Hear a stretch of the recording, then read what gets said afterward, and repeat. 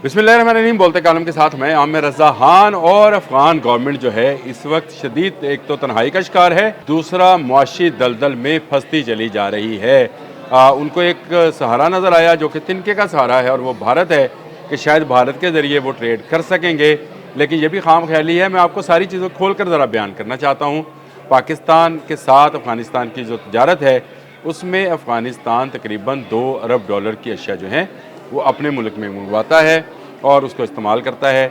इसी तरह पाकिस्तान की जो समंदर्स हैं, जो ग्वादर है, कराची है, इन दोनों बंदरगाहों से इनका तजारती सामान, अद्वियात, खुराक, ये चीज़ें जो है जाती हैं। ना सिर्फ पाकिस्तान से जो पैदा होती है पैदावार वो जाती है, बल्कि जो बैरून मुल्क से आती हैं वो भी उनका रास्ता यही है, क्योंकि अफ़गानिस्तान एक लैंड लॉक मुल्क है। ये इसको कोई समंदर नहीं लगता है। इसके करीब तरीन जो समंदर हैं वो ये कराची का और बलूचिस्तान का समंदर है, यानी ग्वादर और कराची, और तीसरा समंदर है ईरान का खलीज फ़ारस। और खलीज फ़ारस में भारत एक बहुत बड़ी बंदरगाह बना रहा था चाबहार के नाम से, और अब क्योंकि इनके दिल में भारतीयों के लिए मोहब्बत के मरोड़ उठ रहे हैं, तो मुल्ला अब्दुल गनी बरादर और नूरुद्दीन अज़ीज़ी जो हैं वज़ीर तिजारत हैं उनके अबूरी हुकूमत के, और अबूरी हुकूमत के जो वज़ीर आज़म हैं वो अब्दुल गनी बरादर हैं। इन दोनों ने ताजरों को मशवरा दिया है कि आपको अगर कराची और ग्वादर से तिजारत नहीं हो रही तो आप नए रास्ते तलाश करें और ईरान की चाबहार बंदरगाह को इस्तेमाल कर लें। कैसे, ये है सवाल। देखिए, ईरान जो है वो इन अफ़गान तालिबान की दहशत गर्दियों से और अफ़गान तालिबान के परवरदा लोगों से तंग है। ईरान पहुँचने के लिए इनको शुमाली इत्तेहाद का सामना, वो शुमाली इत्तेहाद जो कि पानशेर की वादी पे काबज़ है, ईरान की सरहद के साथ साथ अहमद मसूद की हुकूमत है, और वहाँ पर उसके 5000 गुरीला हर वक्त अपनी सरहद पर पहरा दे रहे होते हैं। तो ये तालिबान के फेवरेट ताजर जो हैं इस रास्ते से कैसे गुजर कर जाएंगे? ये मौत की वादी है पानशेर। यहाँ तो तालिबान जब बहुत अरूज पर थे उस वक्त भी नहीं जा सके थे।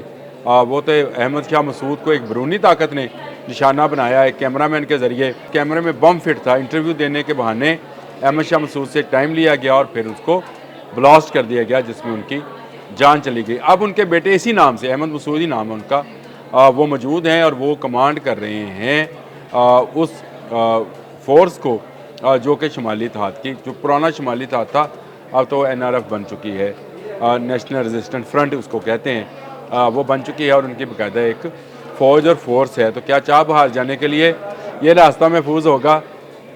नहीं होगा। दूसरा रास्ता उनके पास वाह खान है, जहाँ से सिंकियांग और चीन की तरफ जाया जा सकता है, लेकिन बदकिस्मती है कि अफ़गानिस्तान में कभी ऐसी सेटल्ड हुकूमत नहीं रही कि ये रोड जो है सिंकियांग वाह खान रोड जो है काबुल तक बन जाए।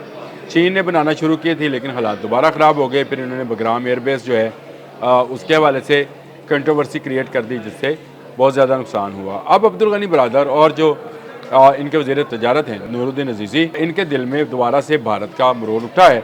ये समझते ये हैं कि ये जो बॉर्डर सील हुए हैं ये पाकिस्तान ने दबाव बढ़ाने के लिए किया है। नहीं, देखिए, अभी तक 3 दौर हो चुके हैं इनके साथ मुज़ाकरात के।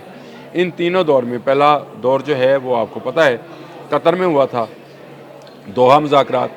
उसके बाद 2 मुज़ाकरात जो है इस्तांबुल में हो चुके हैं, और पाकिस्तान का सिर्फ एक मुतालबा था कि अपनी सरजमीन को पाकिस्तान के ख़िलाफ़ इस्तेमाल ना होने दें, और आपको सबूत दिए गए हैं। आज भी ख्वाजा आसिफ ने यह बात कही है कि जो यहाँ पर हमले हो रहे हैं उसके सबूत हमने अफ़गान गवर्नमेंट को फिर दे दिए हैं कि ये आपकी सरजमीन से लोग आए थे, ये अफ़गानी थे और ये TTP से तल्लक रखते थे, अफ़गानी थे, और उन्होंने आकर वाना में कैडेट स्कूल जो है उस पर हमलावर हुए थे, और जो खुदकुश धमाका हुआ उसमें भी ये अफ़गानी ही मुलव्वस थे। कहते सबूत दे दिए, लेकिन अफ़गानिस्तान की तरफ से इस बात का तो जवाब नहीं आता है कि वो अपनी सरजमीन इस्तेमाल नहीं होने देंगे।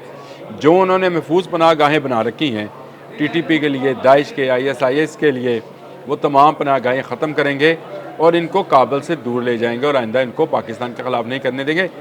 इस बात की सिर्फ गारंटी मांगी जा रही है, लेकिन ये बाहर बैरूनी दुनिया के अंदर ये शोर मचा रहे हैं कि पाकिस्तान ने ट्रेड रोक रखी है, जिसकी वजह से हमें अद्वियात की, खाने की कमी का सामना है, और अब ये नया ट्रेड रूट जो है तलाश कर रहे हैं। एक बात याद रखें कि नया ट्रेड रूट इतना आसान नहीं है। मैंने जिस तरह से आपको बताया कि नेशनल रेजिस्टेंस फ्रंट जो है, NRF जो है, वो मौजूद है वहाँ पर, और वहाँ से आपके तजारती काफ़िले उस तरह से नहीं गुजरेंगे जिस तरह से तोरहम बार्डर से या बलूचिस्तान के चमन बार्डर से गुजरते थे। ये इनको बाहिफाजत अफ़गानिस्तान तक पहुँचाया जाता था और अफ़गानिस्तान का माल जो है वो लाया जाता था। पाक अफ़गान चैम्बर ऑफ कॉमर्स ने भी कहा है कि बहुत सारे फल और सब्ज़ियाँ जो हैं ख़राब हो रही हैं, ट्राले फंसे पड़े हैं। देखें, फंसे रहें, लेकिन पाकिस्तान की सलामती पर तजारत को तरजीह नहीं दी जा सकती है।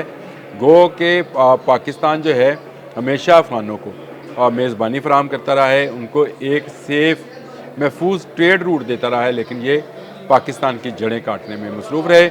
अब ये जड़ें काटने नहीं दी जाएंगी, ये बॉर्डर्स बंद रहेंगे। और ये हमने बैनुल अक़वामी दुनिया को भी बता दिया है कि जब तक ये दहशतगर्दी बंद नहीं करेंगे तब तक इनके लिए कोई बार्डर नहीं खोला जाएगा। और ये बार्डर का ना खुलना जो है वहाँ पर एक नए बहरान को जन्म दे रहा है। वहाँ पर तालिबान हुकूमत जो है हर आने वाले दिन के साथ कमज़ोर से कमज़ोर होती चली जा रही है। यहाँ तक कि काबुल पर भी अहमद मसूद के लोगों ने जो है हमला किया और उनकी काबुल से बाहर चौकियों पर पहले हमला किया, उनको मारा, फिर कब्ज़ा किया और झंडा लहरा दिया अपना, और उसके बाद वापस वो अपने ठिकानों पे चले गए। तो कैसे ट्रेड करेंगे चाबहार की बंदरगाह से?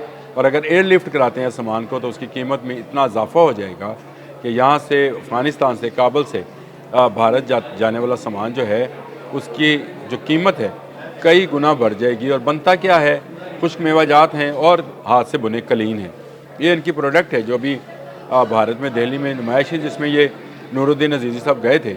उसमें 2 स्टॉल्स थे, एक खुश्क मेवा का, एक कलीनों का। वो तो इसके साथ जहाज़ों पे चले गए, लेकिन क्या ये रोज़मर्रा की ट्रेड है? नहीं है। इनको चाहिए क्या होता है? इनको खाद, चीनी, घी, तेल, अद्वियात, ये वो तमाम चीज़ें हैं जो जिसको कहते हैं कि रोड रूट से जो जा सकती हैं, यानी उस शहरा से जो पाकिस्तान ने पाक अफ़गान ट्रेड रूट जिसको करार दिया था और इनको एक सेफ़ हेवन था तजारत के लिए। अब ये अपने ताजरों से कहते रहे कि इस तरफ से चले जाओ, उस तरफ से चले जाओ। कैसे चले जाओ भाई? ईरान ने पहले ही आपके बहुत सारे महाजरीन को दहशतगर्द और जराइम पेशा करार देकर वहाँ से निकाला।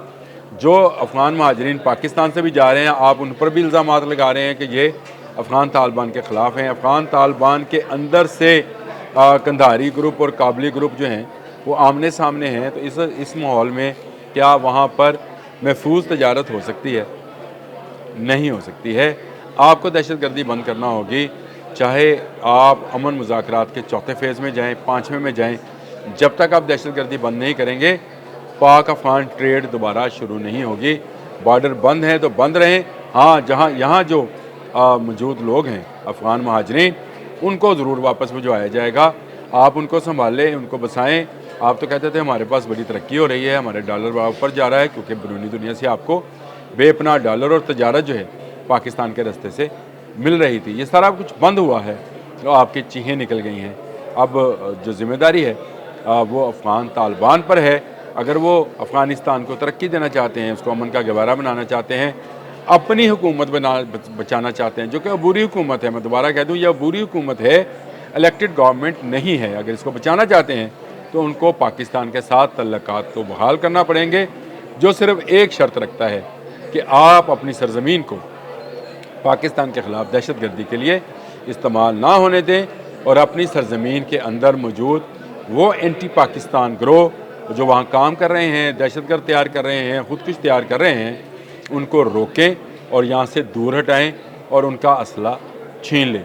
ये वो वाहिद रास्ता है जो अफ़गानिस्तान को तरक्की की शाहराह पर डाल सकता है। और अगर ये रास्ता ना अपनाया तो बॉर्डर बंद हैं, बंद ही रहेंगे। अब तक के लिए इतना ही। अल्लाह हाफ़िज़।